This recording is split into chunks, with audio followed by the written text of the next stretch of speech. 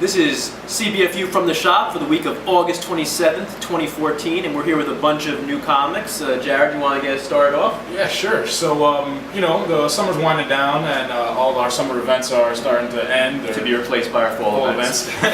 But we got one more tie-in spinning out of Original Sin this week, and it's Guardians of the Galaxy, issue number 18, and we're finally finding out, or beginning to find out, what happened between Richard Rider, Peter Quill, and Thanos in the Cancerverse. If you guys remember that story from Thanos Imperative, where it was believed that Peter Quill, Thanos, and Richard Rider were left in the Cancerverse to die. All dead. Yeah. I mean, we thought they were dead until they came back in Bendis's Avengers Assemble a few years back. But we're finally starting to get answers in this book where Gamora basically takes Peter Quill aside and goes, all right, I need to know what happened. Yeah. How did you and Thanos come back, and what happened to Richard Rider? Yeah, she literally ties him up to find out, like what's the deal now? Honestly, I wish she would have done it like a year and a half ago so we could get these answers. But it's a good book. The art is fantastic. Ed McGuinness, this is like some of his best pencils since, what was the last book? Since he first started drawing Nova, when his little Nova stamp, I think that was like his best artwork. And it's good. It picks up literally exactly where Thanos Imperative ends off, with Peter Quill with the Cosmic Cube and Nova with the full Nova Force going up against Thanos. I thought this was going to be a one and done, where you were just going to read this and get your answers type of Original Sin tie-in, but it's actually, they build it out and they're kind of like stretching it to see everything that happens, and the explanation that they give for why Peter Quill and Thanos make it out, and why Drax is back alive. They touch upon that as well. It was a good issue. It's just, again, we waited so long. Yeah. Here we are at the end of the summer. Original Sin has one issue left, and we're just getting this tie-in, and there's supposed to be 2 more issues to it left. So that kind of irks me a little bit. But like I said, I'm so curious for the story and to see what happens to Richard Rider. I'm in it for the long haul. Yeah, that's the only real complaint I would have, is that it's, number one, it's not really an Original Sin tie-in. The only thing, sure, there's like an Original Sin, like a secret that is discovered, but besides that, there's nothing to say why this can't be just a regular Guardians of the Galaxy story, And then the second is, it has been such a long time since we've been waiting for answers. To have it just cut off at that point. Like, there was no build up to it in the books. You had, I think it was like issue number 7, Gamora asks Peter Quill what happened, and then right before Infinity, you have the showdown between Thanos and Peter Quill. But it's still not referenced. Even in the Legendary Star-Lord, they actually talk about it for like a quick second, where he says that he wants to kill Thanos, but you don't know why. Yeah. So just if they would have built it a little bit more, and the one thing that I kind of found a little bit bothersome was the fact that it's just Gamora asking these questions. Yeah. Out of all the people in the cosmic universe, all the Guardians, there's just Gamora that will say, "Hey." She's the only one who really seems to care about it. Exactly. Yeah. But it was still a good read. It's probably something that's gonna read better when you get all the issues together. But I would give it about 6 Lugos. Our next book is an independent book from Dark Horse Comics, Sundowners #1. It's by Tim Seeley and the art by Jim Terry. And it's not the best independent book I've read, especially not from Tim Seeley, who's done Hack Slash and other books like that. It's sort of a mixture of Kick-Ass, where there's this world where people dress up in costumes, but there might be some kind of mystical adversary or something, and they're all sort of in a support group. And so I found it a little boring. The art was pretty good, and some of it was interesting. The beginning I thought opened up strong, but the rest of it was very wordy, and I just found it boring in the end. Yeah. Well, especially for a debut issue, it's kind of hard to get that niche, but you really got to come out strong with a concept like that. And like you said, you're comparing to something like Kick-Ass. If you're going to have that type of comparison, you got to set yourself apart. But maybe it's like one of those books that gets better as it progresses. Yeah, no, that's possible. And Tim Seeley has done some really good stuff too. So I would hope it would get better as it went along. But for the first issue, it didn't grab hold of me to make me want to get the second issue. I think I would just give it 4 Lugos. Next up, we have another indie book from Image. This is Wayward, issue number 1. And if you're a manga fan, or if you have any type of affinity for anime or any type of Japanese culture in general, this was a really good book. It kind of has Sailor Moon elements to it, where you get this girl. She's new to Japan.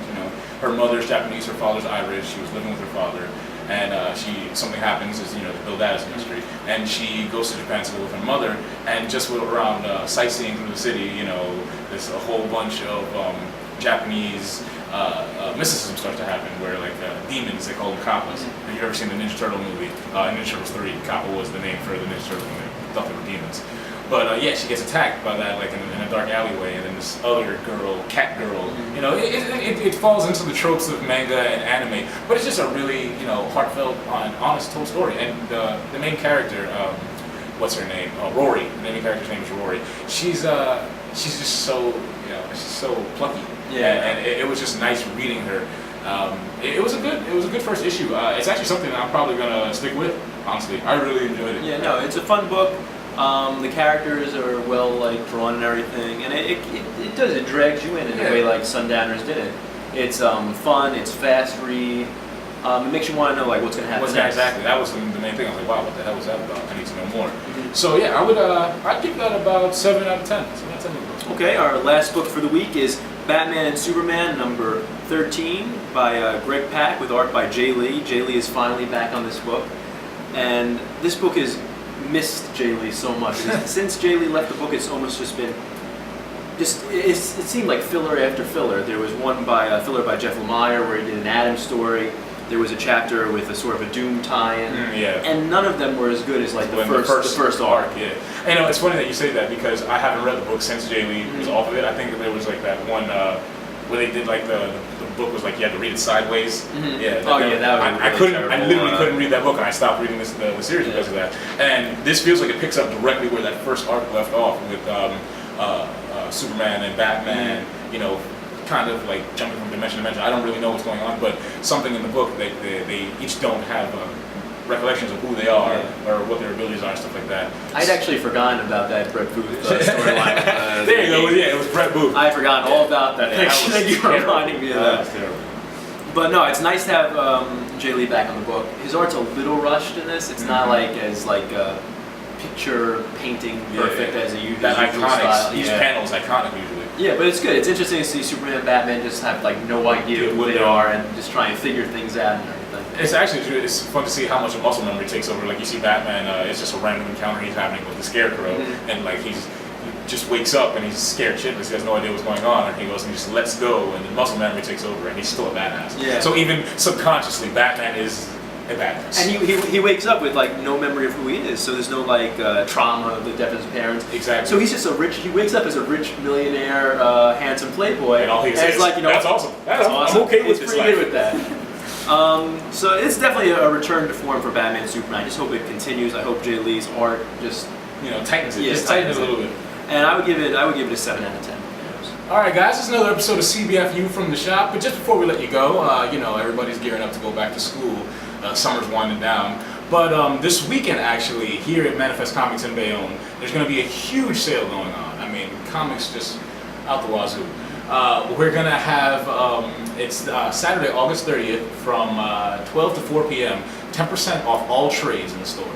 Now, there's a huge amount of trades in stock here at Manifest Comics. There's going to be $1 back issues, and anybody who's falling behind on any books, any single issues you want to pick up on, that will take you a long distance.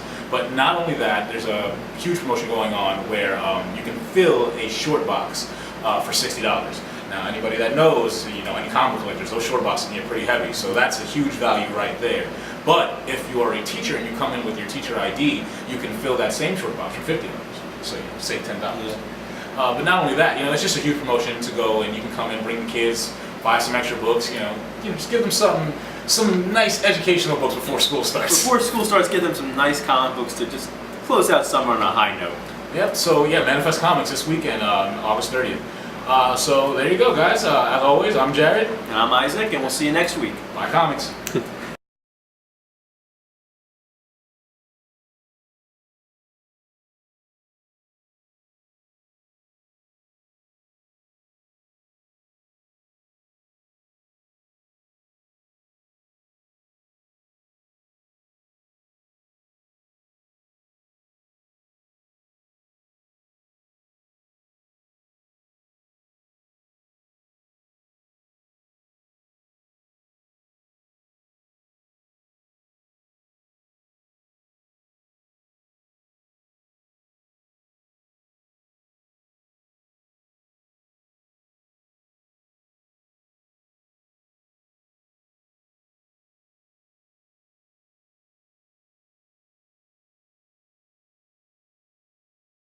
All right, guys. As always, I'm Sam. You're Sam? I'm Sam. I'm Jared. Isaac's in the back. Damn it! Damn it! I'm Sam. Crap! Why did that happen? What? Apparently, I want to be Sam. That's a terrible idea. All right, let's try that one more time.